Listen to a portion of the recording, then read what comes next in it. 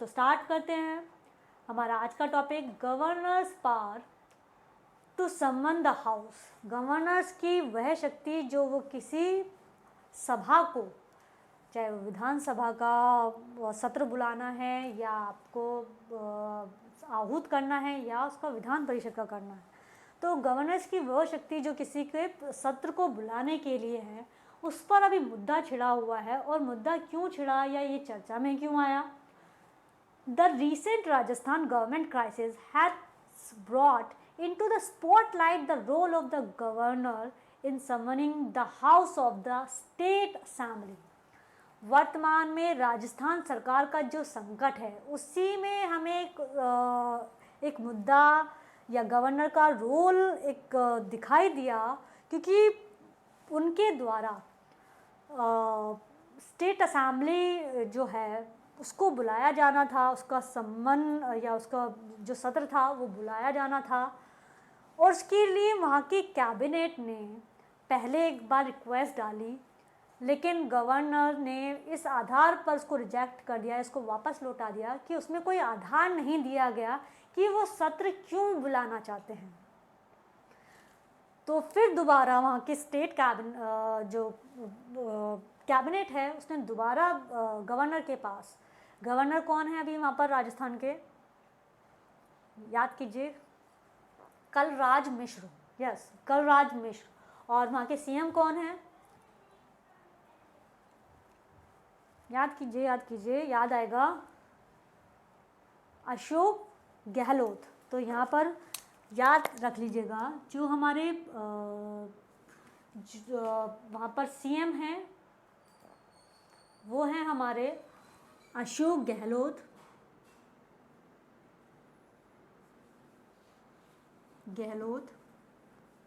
CM कहाँ? राजस्थान।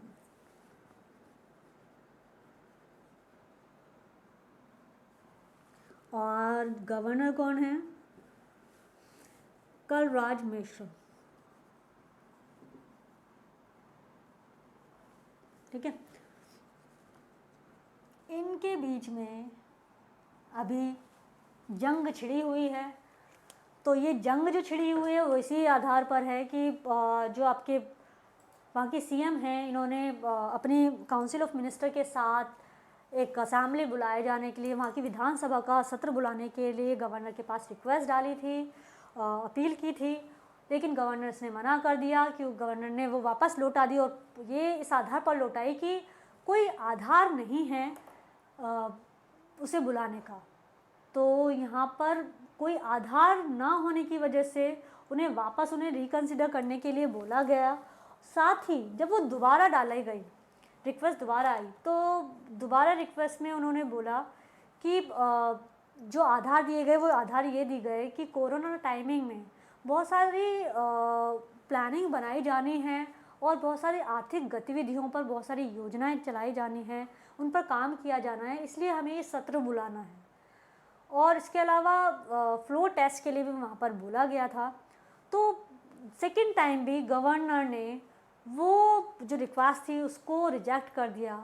तो यहाँ से ये मुद्दा छिड़ गया कि जो गवर्नर हैं, क्या वो उनके पास इतनी अथॉरिटी है कि वो सेकंड टाइम भी कोर्ट ने जो आपकी विधानसभा है या वहाँ की काउंसिल ऑफ मिनिस्टर और सीएम द्वारा जो रिक्वेस्ट डाली गई थी, क्योंकि आपको अच्छी तरह पता है गवर्नर्स को काम करना होता है काउंसिल ऑफ मिनिस्टर और सीएम के एड एंड एडवाइस पर। तो यहाँ एड और एडवाइस पर ही वो रिक्वेस्ट दी गई, उसको सेकंड टाइम भी रिजेक्ट कर दिया गया। तो ये कॉन्स्टिट्यूशनल कहीं ना कहीं एक इशू क्रिएट हो गया है, कॉन्स्टिट्यूशनल मैटर क्रिएट हो गया है कि ये क्या सही है।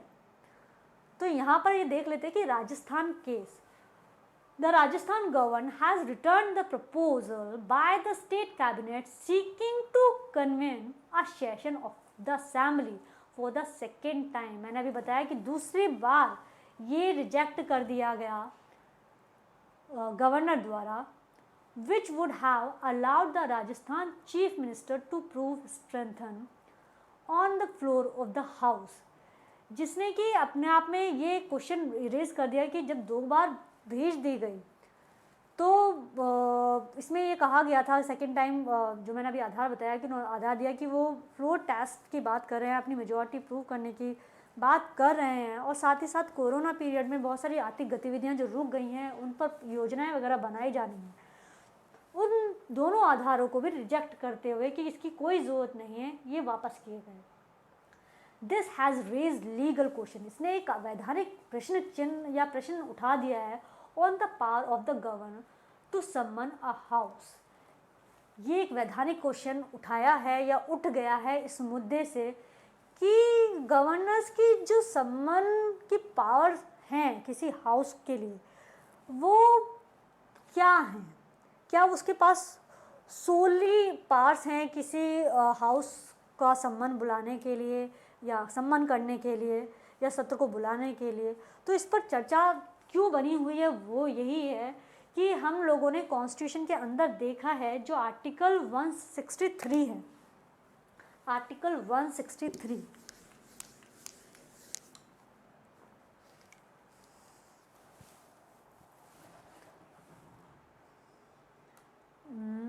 ये अगर हम बात कर लेते हैं यहाँ पर, देखो एक है आर्टिकल 163, एक है आर्टिकल 174। ये आप अपनी पॉलिटी जो कॉन्स्टिट्यूशन है उसमें देख कर चलिएगा कि साथ साथ ये आर्टिकल्स कह क्या रहे हैं। जो 174 है ये अथॉरिटी देता है गवर्नर्स को सम्मान करने की, प्रोग करने की, या फिर आप कह सकते हैं जो सत्र बुलाया जाता है उसे आहूत करने की, सत्रावसान करने की, या उसे भंग करने की, डिसॉल्व करने की। ये गवर्नर के पास शक्ति होती है, लेकिन इस शक्ति का जो प्रयोग है वो गवर्नर जो है वो किस बिहाफ पर करता है, इस बिहाफ पर। ये 163 क्या कहता है, 163 कहता है कि गवर्नर जो भी कार्य करेगा, ठीक है, उन कार्यों में वो council of minister with CM उसकी एड और एडवाइस पर वो काम करेगा। जब एड और एडवाइस पर काम करेगा तो सिंपल सी बात है वो बाउंड है वहाँ पर काउंसिल ऑफ मिनिस्टर के सलाह पर काम करने के लिए, जैसा कि राष्ट्रपति के केस में भी हमने देखा है। लेकिन यहाँ पर एक और चीज़ है कि गवर्नर के पास उसकी डिस्क्रिशनरी पावर है, इसका मतलब उसके पास कुछ स्वविवेकी शक्ति हैं जिन्हें संविधान में दिया गया है, लेकिन राष्ट्रपति के पास स्वविवेकी शक्ति नहीं है। तो यहाँ पर इस शक्ति का प्रयोग गवर्नर ने जो किया है राजस्थान के मैटर में वो अपनी स्वविवेकी शक्ति के अंतर्गत किया है, और उनके द्वारा यही कहा गया है कि जो सम्मान करने की जो शक्ति है उसका जो उन्होंने प्रयोग किया है वो डिस्क्रिशनरी पावर के अंतर्गत किया है। लेकिन जैसा कि 163 कह रहा है कि गवर्नर अपने कार्य काउंसिल ऑफ मिनिस्टर की एड और एडवाइस पर करेगा, केवल वो कार्य जो कि संविधान में दिए गए हैं गवर्नर की डिस्क्रिशनरी पावर्स के तौर पर, उनके अलावा जितने भी कार्य करेगा वो गवर्नर काउंसिल ऑफ मिनिस्टर और सीएम के एडवाइस पर या उसके सुझाव पर ही करेगा। तो ये काम नहीं किया गया। तो अब वापस चलते हैं अपने कंटेंट पर। तो मुद्दा आपको समझ में आना चाहिए कि 74 और 163 की लड़ाई है। यहाँ पर ये अथॉरिटी दे रहा है गवर्नर को, लेकिन 163 उस पर कुछ लिमिट्स लगाता है। लिमिट्स क्या है, एड और advice of council of minister with CM, ठीक है, या कैबिनेट ऑफ स्टेट बोल सकते हो आप, कि उसके एड पर से काम करना है। अब मुद्दा यहाँ पर साथ साथ हम यहाँ पर देखते हैं। देखो article 174 of the Constitution authorize the governor to summon, dissolve and prorogue the state legislative assembly। Governor को किसी सत्र को, मतलब विधानसभा के सत्र को बुलाने, अगर हम बात करें यहाँ पर governor to summon, dissolve and prorogue, तो सत्र आहूत करने, भंग करने और सत्रावसान करने की अथॉरिटी है 174 के तहत गवर्नर के पास। However, the governor can exercise the above only as per Article 163। इसका मतलब जो ऊपर शक्ति दी गई है वो 174 के तहत जो शक्ति दी गई है वो बाउंड है 163 के तहत। 163 क्या कहता है? 163 कहता है governor acts on the aid and advice of the council of minister headed by the chief minister. इसका मतलब 163 के तहत गवर्नर अपने कार्य को करेगा। कौन सा कार्य? वो विधानसभा का सत्र चाहे बुलाता है या उसे सत्रावसान करता है या उसको भंग करता है, उसके लिए उसे पहले सलाह लेनी होगी मंत्री परिषद और सीएम से। ठीक है, इतना क्लियर हुआ? अब आपको समझ में आ रहा है। जबकि राजस्थान के मैटर में गवर्नर ने उसको रिजेक्ट किया और खुद विधानसभा कह रही है कि आप सत्र आहूत करो, लेकिन जो गवर्नर है वो बार बार उसको रिजेक्ट कर रहे हैं, जो कि उनकी पावर में नहीं आता है। पावर में क्यों नहीं आता है ये अभी हमें क्लियर हो जाएगा। एक तो हमें इन आर्टिकल से पता चल रहा है कि उसे उनकी ही आधार पर काम करना है, काउंसिल ऑफ मिनिस्टर और सीएम के एड और एडवाइस पर। साथ ही in 2016 the Supreme Court in the Nabam Rebia and Bamang Felix vs deputy speaker case the Arunachal Pradesh, 2016 में अरुणाचल प्रदेश का असेंबली केस है, वहाँ की विधानसभा का केस था, said that the power to summon the house is not solely vested in the governor and should be exercised with aid and advice of council of minister and not at his own। इसका मतलब 2016 में खुद supreme court ने कहा कि actual में जो अरुणाचल प्रदेश का केस था उसमें गवर्नर ने विधानसभा का जो सत्र था उसे जो एडवाइस किया गया था उससे 1 माह पहले ही बुला लिया। तो ये अपने आप में बताता है कि जो गवर्नर थे वहाँ के, उन गवर्नर ने बिना काउंसिल ऑफ मिनिस्टर या सीएम की जो सजेशन दिया गया था वो 1 महीने बाद का था, जबकि उन्होंने बिना उनसे एडवाइस लिए वो 1 महीने पहले बुला लिया। तो ये केस सुप्रीम कोर्ट में गया और सुप्रीम कोर्ट ने इस पर क्लियरली बताया कि power to summon of house is not a solely vested in the governor and should exercise with aid and advice of the council of minister and not at his own, कि पूरी शक्ति किसी भी house का सत्र बुलाने में governor के अंदर पूर्णतः समाहित नहीं है और वो इस शक्ति का प्रयोग मंत्री परिषद और मुख्यमंत्री की सलाह पर करेगा, ना कि केवल अपने डिसीजन या अपने आधार पर या अपनी इच्छा के अनुसार। तो बाउंड है कि जब तक उसे ministers of council of minister उसको सजेस्ट या एडवाइस नहीं करती है वो तब तक संबंध नहीं कर सकता है। तो पूरी यहाँ पर ये बताया गया है कि ये स्व विवेक की शक्ति नहीं है। इसके अलावा भी उत्तराखंड केस में भी यही हुआ था कि गवर्नर्स और राष्ट्रपति को सुप्रीम कोर्ट ने कहा था कि राष्ट्रपति जब राजा नहीं हैं, क्योंकि उत्तराखंड में राष्ट्रपति शासन लगाया गया था राज्यपाल के एडवाइस पर, जबकि राज्यपाल को किससे सलाह लेनी थी? काउंसिल ऑफ मिनिस्टर से, लेकिन काउंसिल ऑफ मिनिस्टर से सलाह नहीं ली। वहाँ पर उत्तराखंड के राज्यपाल ने डायरेक्ट राष्ट्रपति से कहा कि वहाँ पर राष्ट्रपति शासन लगाया जाए। तो दोनों ने अपने ही उस पर उन्होंने जो राष्ट्रपति ने थे तो उन्होंने भी सिर्फ गवर्नर की जो रिक्वेस्ट डाली गई थी उस लिखित उस पर ध्यान दिया, लेकिन गवर्नर ने काउंसिल ऑफ मिनिस्टर की जो एडवाइस लेनी थी वो नहीं ली गई। तो इस मैटर में सुप्रीम कोर्ट ने सीधे सीधे कहा कि जब राष्ट्रपति राजा नहीं है, इसका मतलब president is not a king, तो फिर जो आपका गवर्नर है वो भी सम्राट नहीं हो सकता। इसका मतलब दोनों ही बाउंड हैं। जब राष्ट्रपति को खुद काउंसिल ऑफ मिनिस्टर की एड ऑन एडवाइस पर काम करना होता है तो गवर्नर को भी ये बाउंड किया गया है कि उसको काउंसिल ऑफ मिनिस्टर की एड और एडवाइस पर ही काम करना होगा उन एरियाज़ में जहाँ पर उसे बाउंड किया गया है। जहाँ उसकी डिस्क्रिशनरी पावर्स नहीं हैं वहाँ वो उसके सजेशन से ही काम करेगा। ठीक है, अब बात कर लेते हैं गवर्नर्स डिस्क्रिशनरी पावर।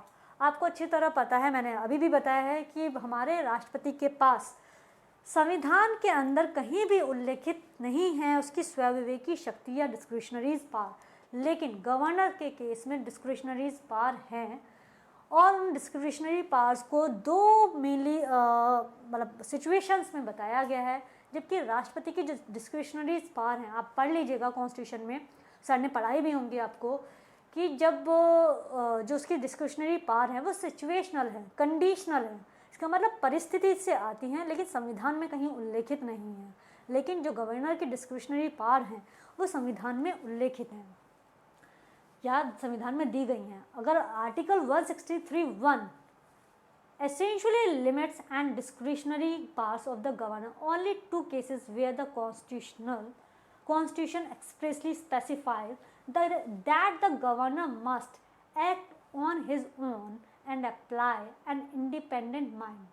इसका मतलब 163(1) essentially limits, ये बताता है कि उस पर कुछ सीमाएं हैं और जो गवर्नर की डिस्क्रिशनरी पावर हैं केवल वहाँ पर कुछ केसेस हैं जो कि कॉन्स्टिट्यूशन में दी गए हैं कि जहाँ पर वो अपनी डिस्क्रिशनरी शक्ति का प्रयोग कर सकता है और अपने स्वतंत्र दिमाग के साथ या स्वतंत्र डिसीज़न ले सकता है वहाँ पर, या अपने लेवल पर उस पर डिसाइड कर सकता है। वो कौन सी हैं? वो हैं the governor can exercise his discretionary power under article 174 when, इसका मतलब वो अपनी डिस्क्रिशनरी पावर 174 में जिसने सत्र आहूत करने या भंग करने या आपकी सत्रावसान करने की जो शक्ति है, वहाँ पर केवल स्वयं की शक्ति कब प्रयोग करेगा वो? When the chief minister has lost the support of the house. इसका मतलब जब चीफ मिनिस्टर ने उस हाउस का या उस विधानसभा का सपोर्ट खो दिया है, समर्थन खो दिया है, and his strength is debatable, या उसकी जो संख्या है, उसकी जो बहुमत है वो विवाद का विषय बना हुआ है या उस पर अभी प्रश्न है कि वो पूरी है भी या नहीं है। इन दो केसेस में अगर हम देखें कि या तो चीफ मिनिस्टर ने अपना सपोर्ट खो दिया है उस विधानसभा में, या फिर उसकी जो बहुमत है उस पर क्वेश्चन है या वो विवादग्रस्त है, उन दो केसेस में जो गवर्नर है वो पावर ऑफ सम्मन रखता है ऑफ स्टेट असेंबली। तो लेकिन हम राजस्थान मैटर में क्या देख रहे हैं कि वहाँ तो सरकार बहुमत में है। तो जब सरकार वहाँ बहुमत में है तो उस दौरान राज्यपाल द्वारा ये सम्मन का डिसीजन लिया जाना या उसको रिजेक्ट कर जाना, ये एक लीगल क्वेश्चन या कहीं ना कहीं हमें दिखाई देता है कि ये बहुत डिस्प्यूटेड है या बहुत ज़्यादा डिस्प्यूटिव बना दिया गया है, जिसमें कि गवर्नर और इसका मतलब एक अपॉइंटेड अथॉरिटी और एक इलेक्टेड अथॉरिटी में कहीं ना कहीं डिबेट क्रिएट कर रहा है। जबकि हम लोग जानते हैं कि हमारा जो डेमोक्रेसी है, जो इंडिया डेमोक्रेसी है, उसके अंदर जो प्रभु सत्ता है वो लोगों में है, लोगों की प्रभु सत्ता है, और लोग जिस व्यक्ति को इलेक्ट करके भेज रहे हैं, इसका मतलब जो हमारी इलेक्टेड गवर्नमेंट है वो एक अपॉइंटेड अथॉरिटी पर कहीं ना कहीं सुपीरियरिटी रखता है। बेशक हमारे यहाँ गवर्नर जो है वो अपॉइंटेड अथॉरिटी है थ्रू द सेंटर, लेकिन उस पर जो लिमिट लगाई गई है कि वो अपने कर्तव्य aid and advice of council of ministers के बिहाफ पर करेगा, तो ये बताता है कि हमारे यहाँ अपॉइंटेड अथॉरिटी के ऊपर कहीं ना कहीं इलेक्टेड अथॉरिटी ज़्यादा वैल्यू रखती है। इसीलिए हम लोगों ने हमें यहाँ ये दिखाई दे रहा है कि आर्टिकल 174 के अंतर्गत अगर केवल दो कंडीशन क्रिएट हो रही हैं तभी गवर्नर अपनी जो पावर है सम्मन की उसे यूज़ कर सकता है। अगर चीफ मिनिस्टर अपनी बहुमत खो चुका है या फिर उसकी जो स्ट्रेंथन है या जो उसका बहुमत है वो कहीं ना कहीं विवाद या उस पर बहस चल रही है, उस केस में गवर्नर बुला सकता है। लेकिन राजस्थान मैटर में बिल्कुल इसका अपोजिट है, सरकार वहाँ बहुमत में है। तो फिर इस तरह की जिस टाइम में ये रिजेक्ट किया गया था, ये उसको फ्लोर टेस्ट, उसने खुद ने ये बोला कि हम फ्लोर टेस्ट करना चाहते हैं या अपना विश्वास मत सिद्ध करना चाहते हैं, तो फिर हमें यहाँ पर जो हमने ये एडवाइस किया है कि हम लोग इस दौरान कुछ नियम कानून बनाना चाहते हैं या उन पर डिस्कस करना चाहते हैं कोरोना पीरियड के, तो उस दौरान हमें इस तरह का जो असेंबली है उसको बुलाया जाना चाहिए, लेकिन वो रिजेक्ट कर दिया गया। ठीक है, नेक्स्ट आगे बात करते हैं। On numerous occasion the courts have also clarified that when the majority of ruling party is in question इसके अलावा बहुत सारे केसेस हैं या बहुत सारे अवसर आए हैं जहाँ पर कोर्ट द्वारा ये क्लैरिफाई किया गया, जब majority of ruling party is in question, अगर रूलिंग पार्टी का बहुमत क्वेश्चन में है या उस पर प्रश्न चिन्ह लगा हुआ है, a floor test must be conduct. इसका मतलब एक फ्लोर टेस्ट कंडक्ट कराया जाना चाहिए, होना चाहिए at the earliest available opportunity, जितना जल्द से जल्द हो सके या जल्द से जल्द उसका अवसर बनाया जा सके। तो जब भी आपको कभी मतलब ऐसा होता है कि रूलिंग पार्टी की जो मेजॉरिटी है उस पर कोई प्रश्न चिन्ह है, तो तुरंत या जैसे भी अवसर मिलता है तुरंत उस पर एक फ्लोर टेस्ट कंडक्ट कराया जाना चाहिए। और फ्लोर टेस्ट कंडक्ट कराए जाने के लिए खुद सुप्रीम कोर्ट के पास भी ये एक पावर है, जो कि उसने अभी शायद मध्य प्रदेश केस में कहा था कि अगर फ्लोर टेस्ट कंडक्ट कराने की बात है तो वो उस पर एक मतलब डिक्लेरेशन दे सकता है या वो कह सकता है कि फ्लोर टेस्ट किया जाए। ठीक है। However, in Rajasthan case, despite request from the chief minister who is enjoying the majority, जबकि हमने देखा है कि राजस्थान केस में जो रिक्वेस्ट है वो किसके द्वारा डाली गई, वो एक सीएम के द्वारा डाली गई जो कि ऑलरेडी वो मेजॉरिटी को एंजॉय कर रहे थे। The governor has use discretionary pass twice, उसने उस दौरान भी गवर्नर ने अपनी स्वविवेकी शक्ति का प्रयोग 2 बार किया। And return request to call for a session, ठीक है, और उसे लौटा दिया गया और इस पर बात करने के लिए कही गई। ठीक है, और कहा गया इस पर विचार किया जाए। तो ये मुद्दा था आपका गवर्नर और जो सीएम ऑफ राजस्थान के बीच में चल रहा था, और इसमें ही ये क्वेश्चन रेज कर दिया कि क्या उसके पास संपूर्ण शक्ति है किसी हाउस का मतलब सत्र बुलाने की या उससे प्रोरोग करने की या उसे भंग करने की। अब बात कर लेते हैं, ये तो हमारा आई थिंक इतना आपको क्लियर होगा कि राजस्थान का जो अभी गवर्नर और सीएम का जो मुद्दा चल रहा है वो मुद्दा क्या है। इसके अलावा आप जानते हो कि वहाँ के विधायकों को लेकर बहुत लंबा चौड़ा भी मुद्दा छिड़ा हुआ है, उसे आप नज़र में रखिएगा। लेकिन जहाँ से क्वेश्चन बनता है वो आपका टॉपिक ये है, फ्लोर टेस्ट। अब बात अभी हमने पीछे फ्लोर टेस्ट की थी। It is a term use for the test of the majority. ये एक ऐसा शब्द है जो कि बहुमत के टेस्ट के लिए या परीक्षण के लिए यूज़ किया जाता है। If there are doubts against the chief minister of a state, he she can be asked to prove the majority in the house. अगर किसी भी राज्य के सीएम के अगेंस्ट उसकी मेजॉरिटी को लेकर या उसके स्ट्रेंथन को लेकर डाउट है तो उसको कहा जाता है कि वो हाउस के अंदर अपनी मेजॉरिटी प्रूव करे। ठीक है, जब वो मेजॉरिटी प्रूव करता है तो इससे ही उसे एक परीक्षण से गुजरना होता है, वो टेस्ट फ्लोर कहा जाता है। In case of a coalition government, जब गठबंधन की सरकार होती है, the CM may ask to move a vote of confidence and win a majority. तब सीएम से कहा जाता है कि वो एक जो विश्वास मत है उससे प्राप्त करें और सदन की मेजॉरिटी को जीतें, जिससे कि सिद्ध हो जाए कि उस सीएम में उस पूरी काउंसिल ऑफ मिनिस्टर का जो सरकार गठित की गई है उसका पूर्ण विश्वास है। ये स्पेशली गठबंधन की सरकार में है सीएम के प्रति। In the absence of clear majority, when there is more than one individual staking claim to form the government. साथ ही साथ जब कभी किसी दल को क्लियर मेजॉरिटी नहीं मिलती है और एक से ज़्यादा व्यक्ति जो है सरकार गठित करने का क्लेम करते हैं, तो भी the governor may call for a special session to see who has the majority to form the government.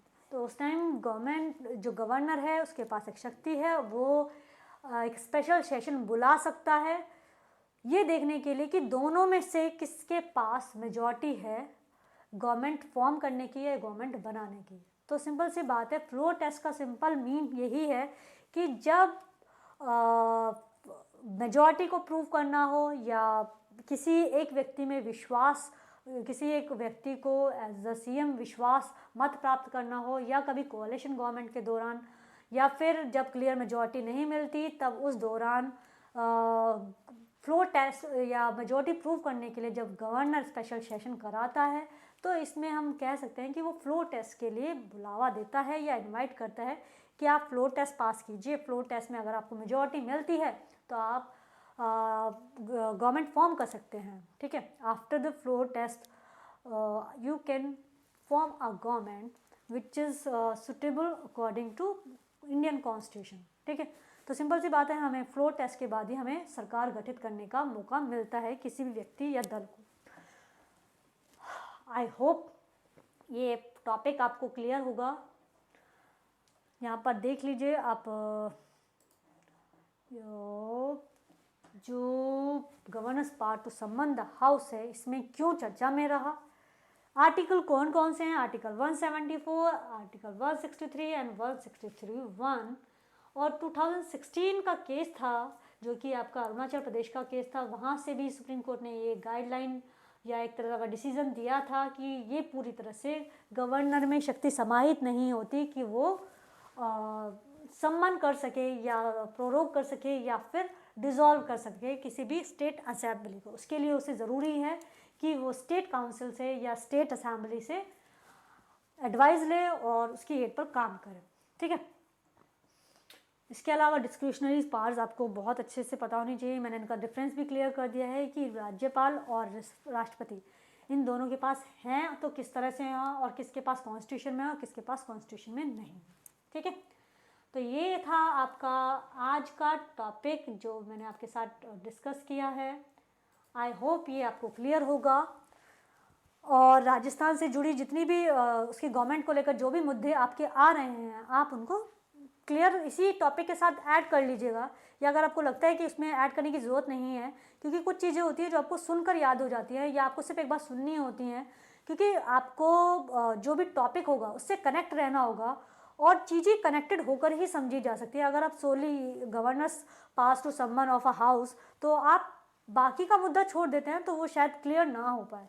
तो इस पर नज़र रखिएगा, जो बाकी पीछे चीज़ें हुई हैं उनको देखते रहिएगा। लेकिन ऐसा भी नहीं है कि आप इसमें बहुत डीप में चले जाएं, क्योंकि बहुत सारी चीज़ें हैं जो पॉलिटिकली क्रिएट की जा रही हैं, वो हमें इतना जानना ज़रूरी नहीं है। सिर्फ हम न्यूज़पेपर में उन्हें पढ़ रहे और उन्हें साइड करते चले, जिससे हम करंट से अपडेट रहें कि वर्तमान में चल क्या रहा है, ये हमें पता हो, ठीक है। I hope this topic is clear in your mind, and I hope each and every content of this topic you have to clear with the constitution and according to current।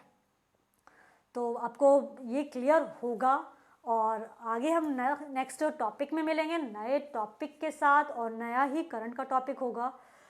और बस इतना ही कि अपने स्टडी को बहुत अच्छे से करिए, और हो सकता है कि जल्दी हम लोग अगर गवर्नमेंट गाइडलाइंस के अकॉर्डिंग हम देखें तो हम शायद वर्चुअली क्लास में तो हम कंटिन्यू करेंगे ही करेंगे, लेकिन हम शायद फिजिकल कांटेक्ट के थ्रू भी आपसे कांटेक्ट में या हम कोचिंग में मिल सके, ठीक है।